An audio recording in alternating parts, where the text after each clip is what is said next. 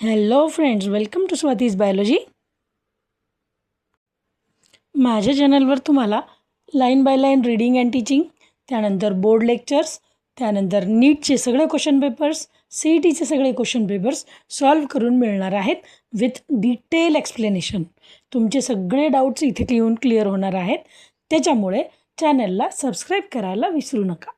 आज आपण चॅप्टरचा पुढचा पार्ट पाहतो आहे, reproduction in lower and higher plants, आणि त्याच्यातले रिप्रोडक्शनचे प्रकार आज आपण डिस्कस करायला सुरुवात करणार आहोत. ओके.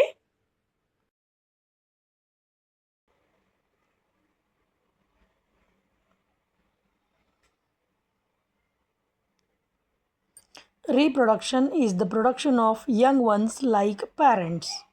पॅरेंट्ससारखेच यंग वन्स तयार करणे म्हणजेच रिप्रोडक्शन.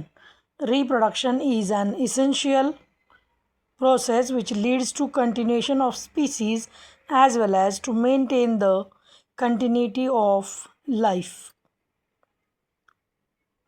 कशासाठी करायचं आहे रिप्रोडक्शन? कारण जे जुने आहेत ते संपणार आहेत, त्याच्यामुळे नवीन जन्माला आलेच पाहिजेत. कशासाठी? Continuity of life of any species on the earth. पृथ्वीवरती जर एक्झिस्टन्स टिकून राहायचं असेल कुठल्याही प्रजातीचं, मग ती गवताची काडी असो, आंब्याचं झाड असो, डायनासोर असो, ब्लू व्हेल असो, फिश असो, आपण असो, झुरळ असो, कुणी असो, रिप्रोडक्शन जर होत राहिलं तरच प्रजाती पृथ्वीतलावर टिकून राहणार आहे. That is to maintain the continuity of life. Each organism has its own particular method of reproduction. All these methods are broadly classified into two categories, that is sexual reproduction and asexual reproduction. आता reproduction दोन प्रकारे generate होत आहे. एक आहे asexual, दुसरं आहे sexual.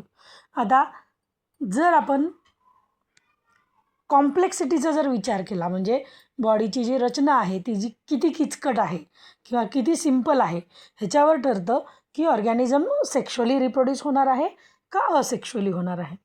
Okay.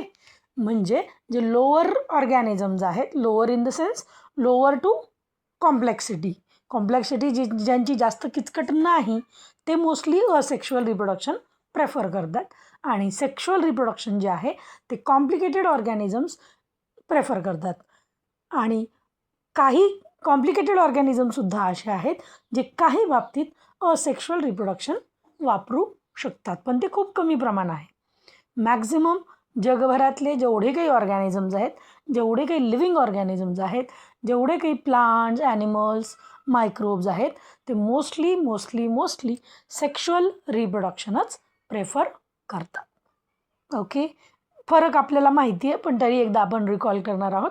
Asexual रिप्रोडक्शनसाठी एकच पॅरेंट लागतो, सेक्शुअल रिप्रोडक्शनसाठी 2 पॅरेंट लागतात. क्लिअर आहेतपर्यंत? सो फर्स्ट जो टाईप आहे दॅट इज असेक्शुअल रिप्रोडक्शन. आता असेक्शुअल रिप्रोडक्शन म्हणजे काय, त्याचे कुठले प्रकार आहेत, आणि महत्त्वाचं काय असणार आहे नीट सी ई टीच्या बाबतीत एक्झाम्पल्स. तर एक्झाम्पल्स सकट आपल्याला हा टाईप बघायचा आहे इन द नेक्स्ट लेक्चर.